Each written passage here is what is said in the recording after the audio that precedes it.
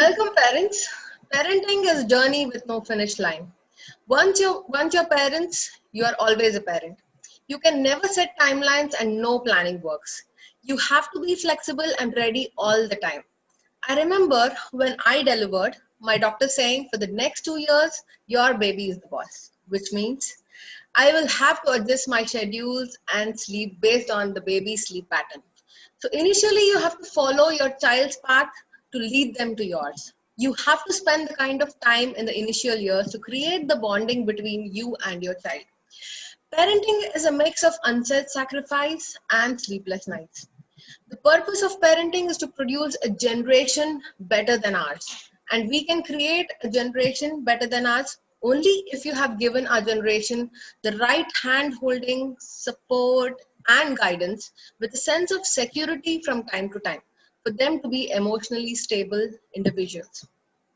In today's session, we are going to solve a very, very crucial, relevant, and an important trait to build a stronger generation of kids.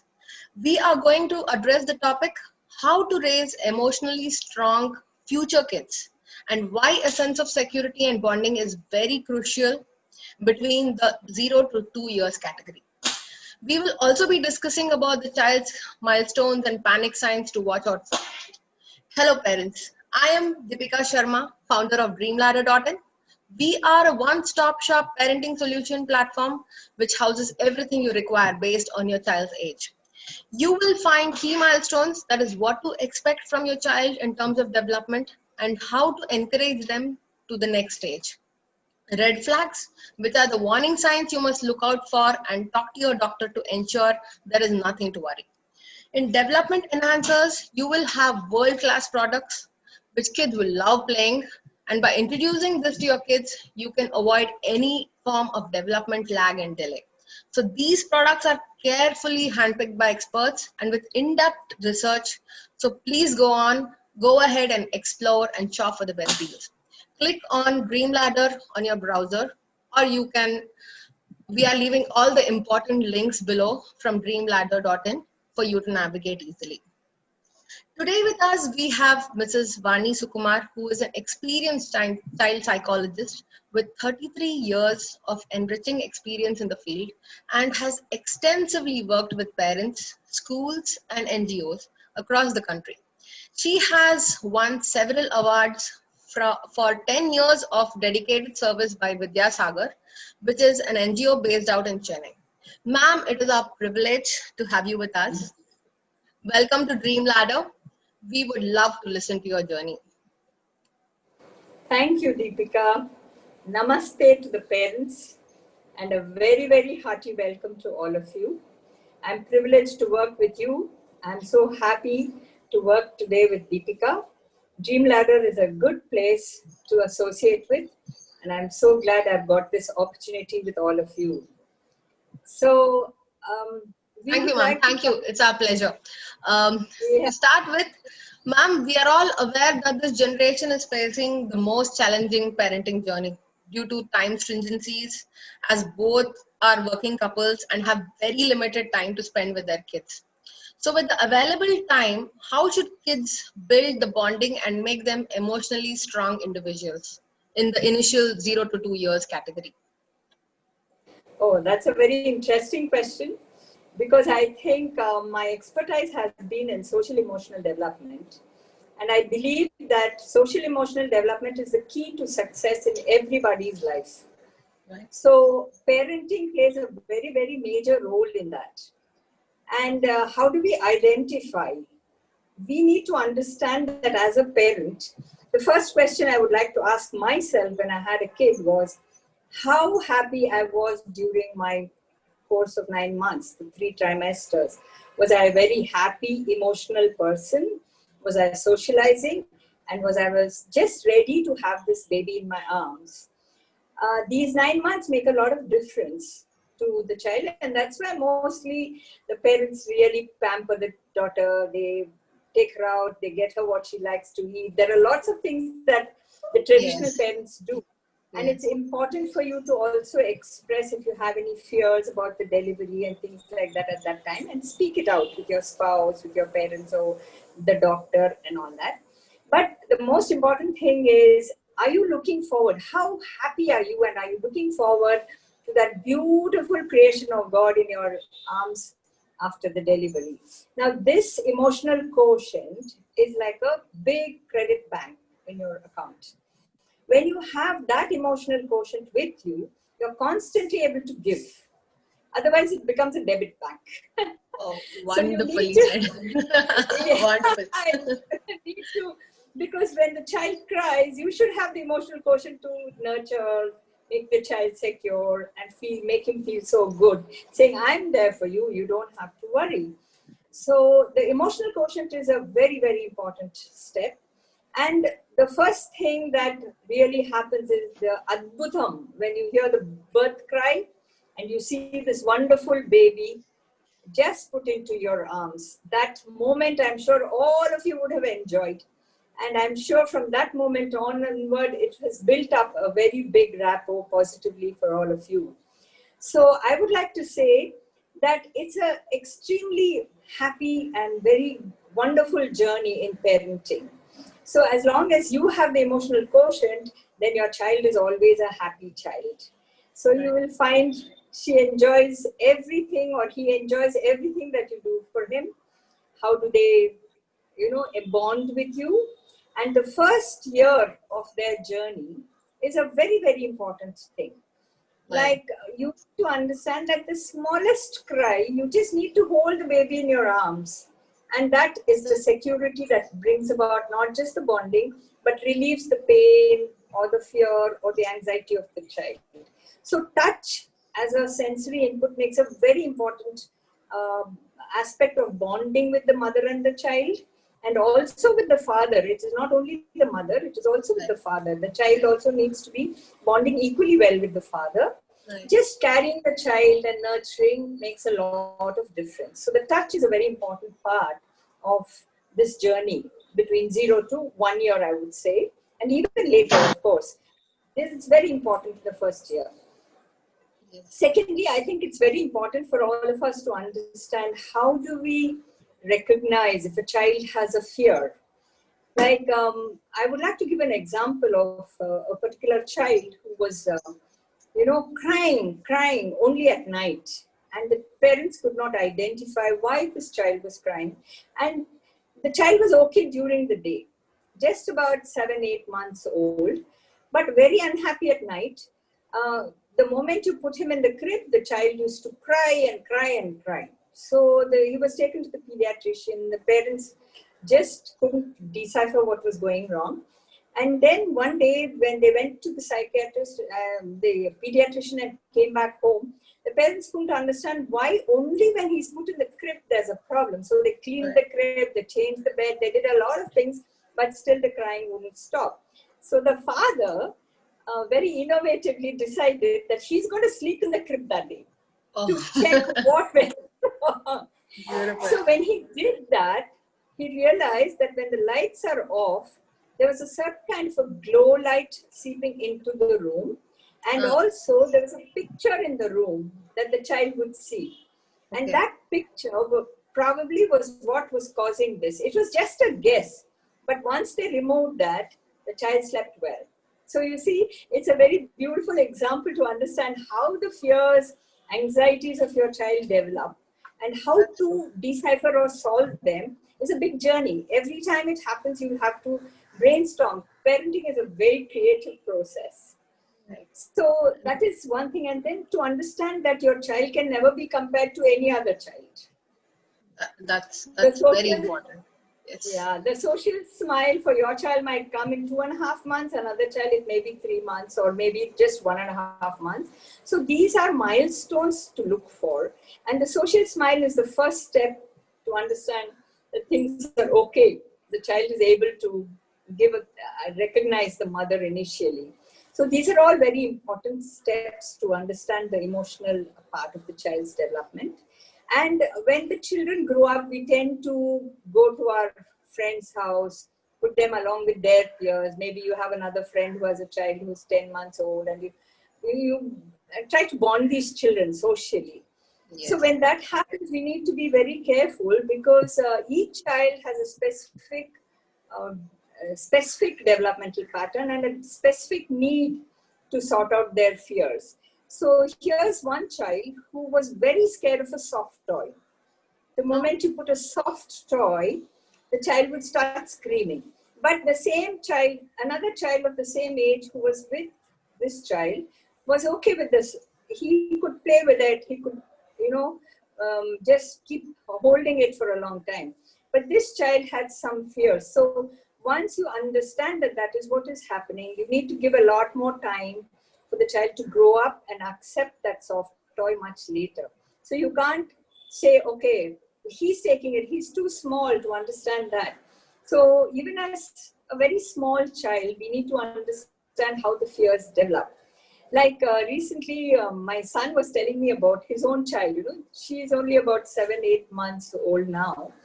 And whenever he sneezes, the child would start screaming because he can't take the sneeze. So it is very It was the same with my son too. Yes. Yeah. So these are very small indicators, but you need to secure the child. The moment that happens, you need to just carry the child and tell her you're okay, there's nothing gone wrong, and communicate in whatever language you're talking to her, and if it's a boy, just take care of their fears and anxieties and things like that. And recognizing that is very important for the development on the emotional side. So the larger the emotional bank that you and your husband have, the more the emotional quotient for the child. So that's a very important step to remember about. Right. That was really nice, ma'am. It was really, I appreciate your in-depth knowledge on this subject. So, ma'am, would you tell us any other ways other than touch of how we can get over the fear? How much does the talking play? How much should a mother keep, addressing the problem and talking to the child in regular intervals? And how much can the kid understand at this stage? How much? Yeah, the child doesn't understand much because they see a new face, they might start crying. And we tend to force the child to be more playful because it could be just your uncle, or it could be your aunt, it could be a neighbor, it could be anybody. But the child doesn't get along with some people. And I think we just need to give it some time to develop so that, he becomes friendly with everybody. It's a developmental pattern and each one has their own pace. See, the body has its own pace of development. So you can't say every child develops exactly the same day. So when you see the child turn over, that's the day the development has happened. And I would say every part of it is adbhutam, The child just turns over one day and you say, wow, so much development has happened. You see the child continuously, we call it cycle rounds. They keep kicking their legs and hands in the beginning. That's a development. When the child goes on the fours, it's a development. It's very important to be very aware of how these children, what is it that they go under a cot or something when they start moving and they get scared. So that's a very genuine fear. So the child needs to learn that if I go there, it's going to be dark and I'm going to get stuck and I'll get scared. So you need to allow the experience and then nurture the fear in such a way that the problem is solved. So that is how we need to work with them. Every child, when the fear comes, the child has to feel that that fear has been nurtured and solved. So there's no more fear to do that, to attempt it again. So that's a very important. Would you recommend, ma'am, just to add to the point, so would you recommend if the child is fearful of dark, so staying with him in the dark and spending more time in the dark with him will remove his fear? Maybe it will make him more avoid. secure. He goes to sleep. Right. The child might go to sleep, and you need to provide a small light or something that the child doesn't have so much of insecurity. No, that I understand, but my question is that if a child is fearful of dark or soft toy is what you said. So it is very important to stay with the kid, sit with the kid, and with that soft toy to introduce him in a proper way, or would you recommend completely avoiding it for some time? No, not avoiding it. You just need to give it some more time, and you need to keep talking to the child. Right. Look, I touched that soft toy. Nothing happens to me. Why are you scared? Look, I'm keeping it far away. You don't have to touch it if you don't want to, but that's not going to do anything to you. These are the kind of communication that you need to keep showing in action and in words. Though the child may subconsciously take in all what you're saying, may not be able to express, but this is problem solving. When after a period of time, the child starts touching the toy, you've solved the problem. Right. Correct. Without forcing the child to accept it immediately. So that is development. That's actually development. So anytime there is a problem, you need to help the child to solve it. And I think that is a very important phase to be aware of as mothers and fathers. And they're all young. Some of them might have had the first child. So it's all experimental. Life is an experiment. Every day is a new experience. So don't go by the past and don't look too much into the future. Enjoy every moment with your child just now, today. Right. That's true. Live for today. I think this pandemic has taught us that why you should live for today more than ever. Yeah, sure. So I'm adding one more point. Will the milestones of two kids of the same parent be very different? Or you can consider some amount of similarity?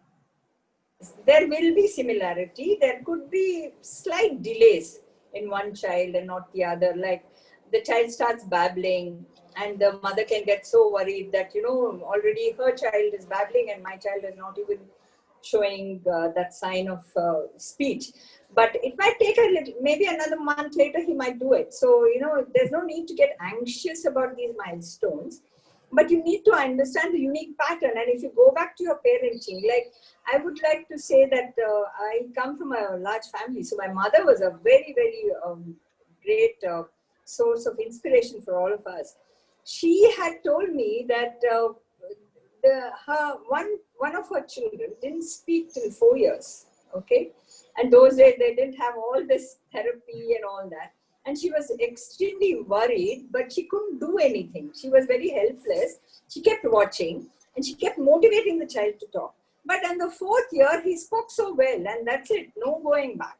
So there are certain areas of parenting which are very self-exploratory, for the parent. Right. You need to find out why. And if you go back to your history, you will find, okay, maybe the father was taught later. Maybe the mother had developed the speech a little later than we don't do that. We never look at that. So we get into anxiety and we compare. Comparing causes more anxiety to the parents. So I think these are small things that... And frustration to the kid. Yes. Very much. Very much. It's very important to think from the child's perspective always.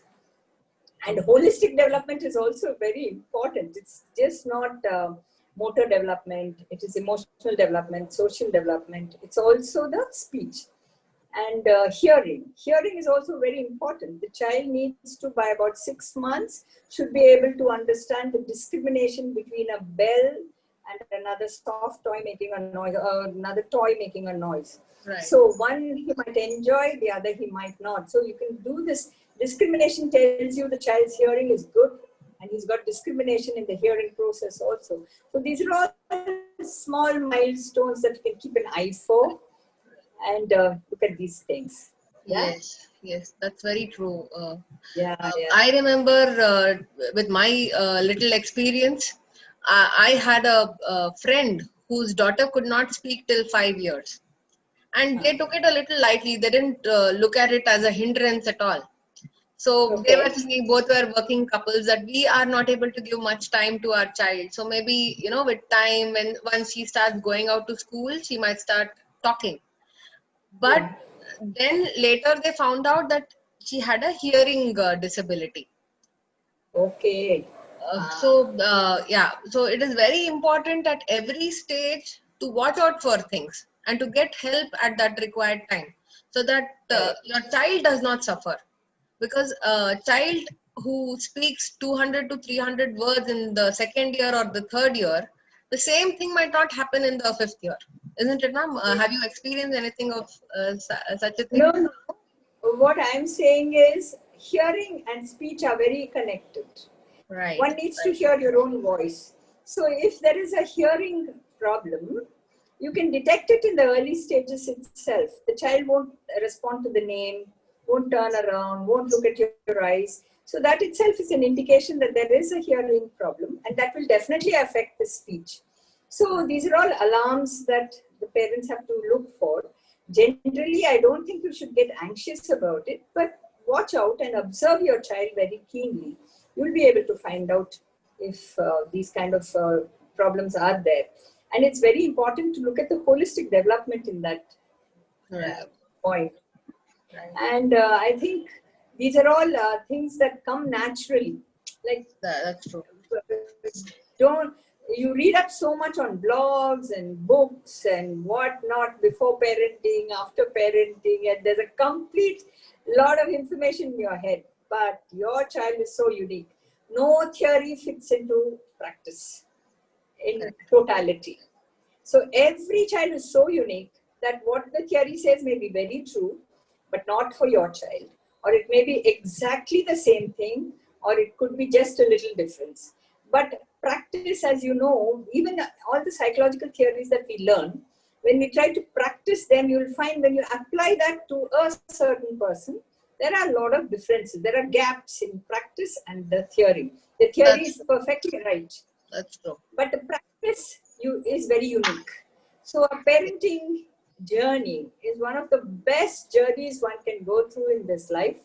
Once you're a parent, you'll only turn out to be a grandparent later.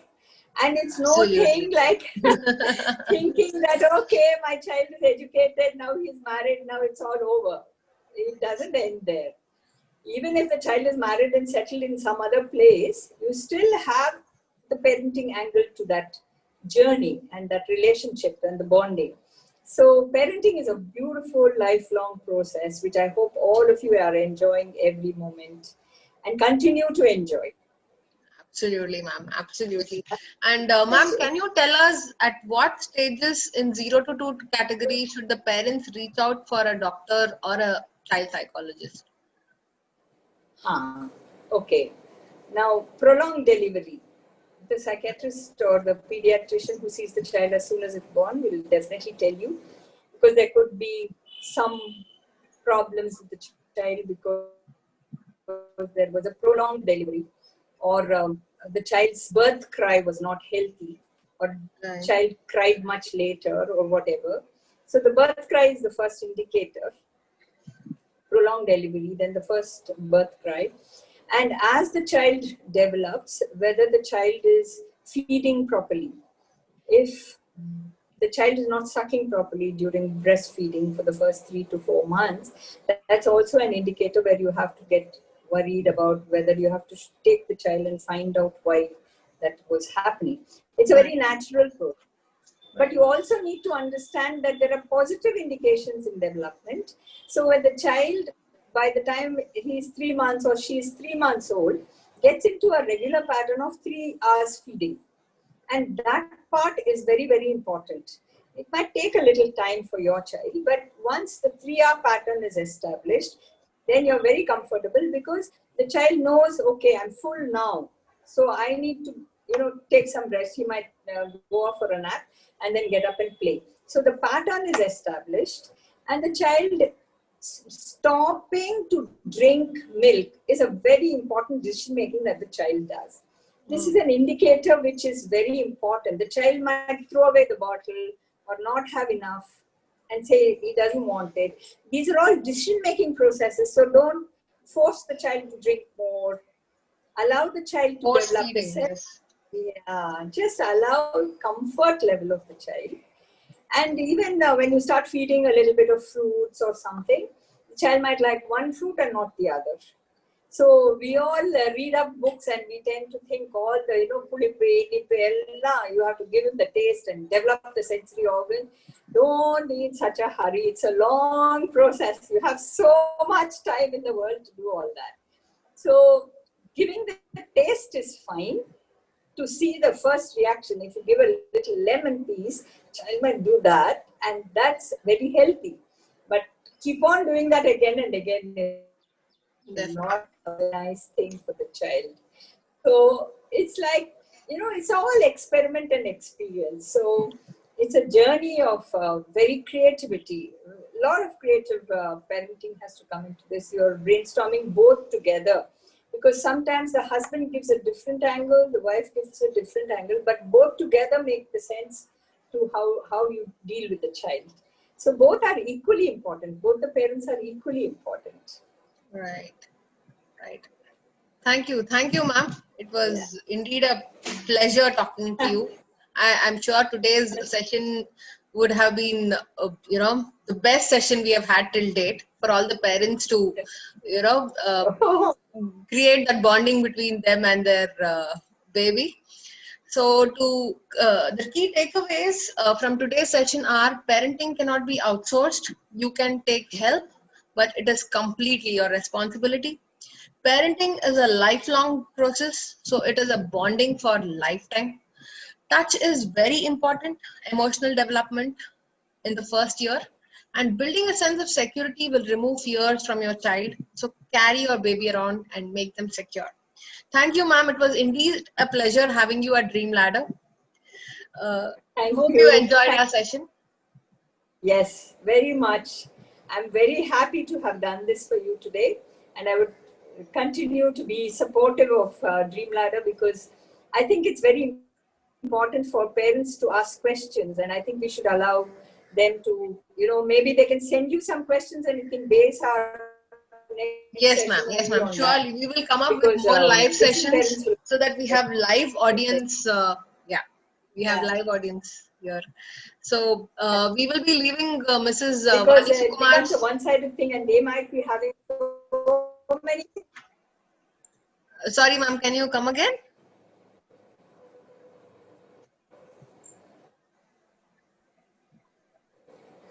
They might be having a lot of questions which they haven't been able to ask now, and these questions need to be answered to them for this particular age group. So I think we should be open to having interactive sessions so that they also love to find answers to their questions. Yes, definitely, ma'am. We will have more live sessions maybe in the time to come. And we will be leaving Mrs. Vani Sukumar's contact details below for you to block your appointment with her. Stay with us. Click on www.dreamladder.in to know more about us. Thank you, ma'am. It was a pleasure having you again. My regards and namaste to you. Thank you so much. It was a wonderful session. Thank you. Thank you. This is Deepika Sharma signing off. Thank you, audience. Stay with us. Thank you.